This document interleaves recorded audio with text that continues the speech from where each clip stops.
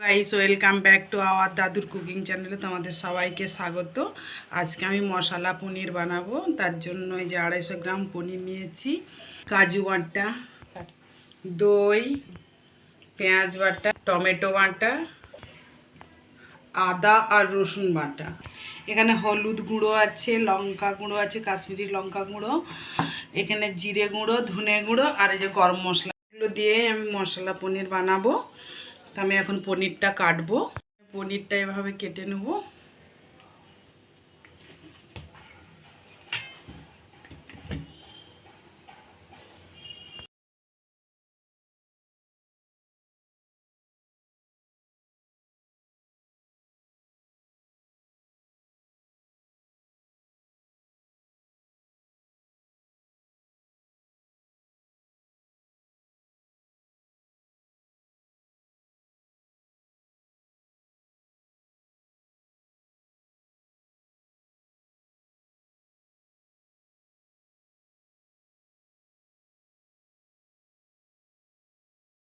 পনিরগুলো এইভাবে আমি চৌকো করে কেটে নিয়েছি।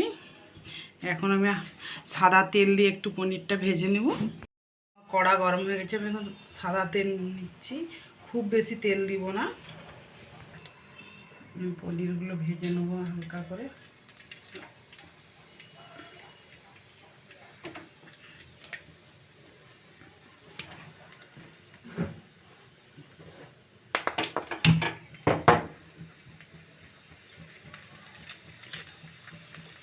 পনিরগুলো আমি দিয়ে দিচ্ছি সব।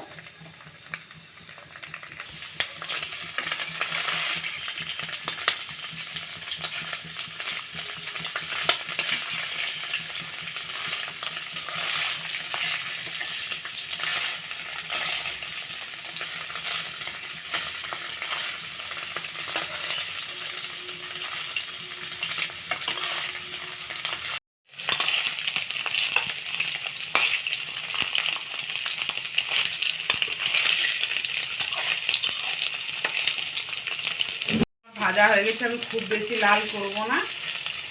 এখন আমি এগুলো তুলে নিচ্ছি।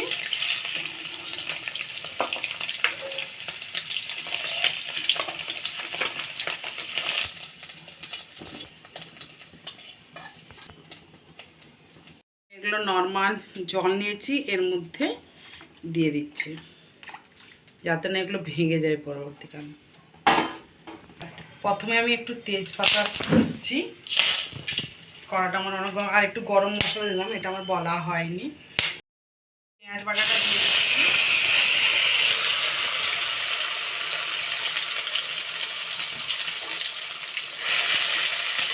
আমার পেঁয়াজটা হালকা একটু ভেজে নিয়ে আগে।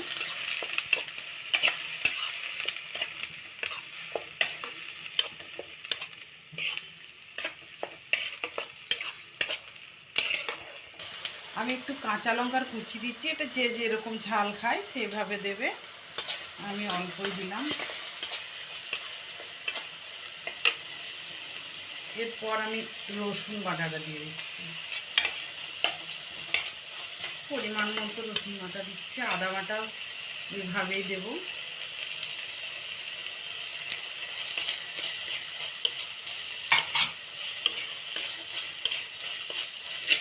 ভালোভাবে এটা কষাবো। আমি এর মধ্যে হলুদ গুঁড়ো, কাশ্মীরি লঙ্কা গুঁড়োটা নিয়েছি। আমি সব নিয়েছি, আমি এক একে দেবো। আমি প্রথমে লঙ্কা গুঁড়োটা দেবো, এরপর হলুদ গুঁড়োটা দিয়ে দিচ্ছি। এটা ধনে গুঁড়োটা দিলাম আর গরম মশলা গুঁড়োটাও আমি দিয়ে দিচ্ছি। একেবারে কষানোর সময় দিলাম। এরপর আমি কাজু বাটাটা দিব। এটা একটু নাড়া হয়ে গেলে এটা আমি একটু নেড়ে নিচ্ছি। এরপর আমি কাজু বাটাটা দেবো। আমার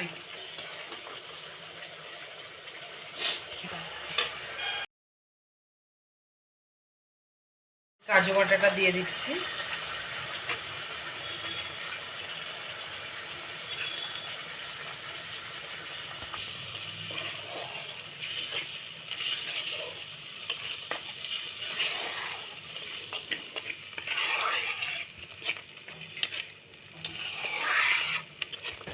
আমার কাজু বাটাটা দেওয়া হয়ে গেছে। আমি এখন এটা মাঝারি সাইজের দুটো টমেটো বেটেছিলাম, খুব বড় বড় নয়।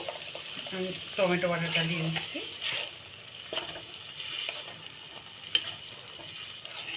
লাস্ট আমি টক দইটা দেবো। আমি এটা একটু নেড়ে নিই, তারপর টক নুন দিই না, আমি এখন নুন দিচ্ছি।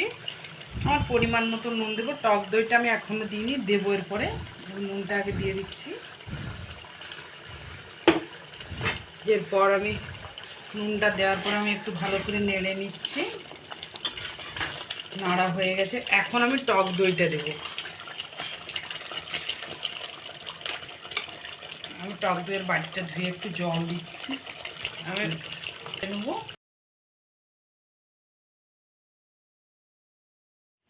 আমি এখন পনিরগুলো দিয়ে দেবো।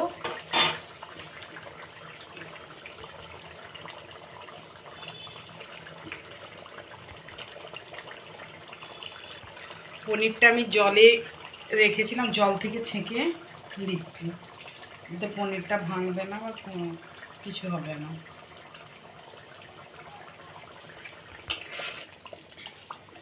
আমি এখন কম আছে এটা বসিয়ে রাখবো খানিকক্ষণ, তারপর নামাবো। এটা আমার হয়ে গেছে। এখন আমি এটা নামিয়ে নেব।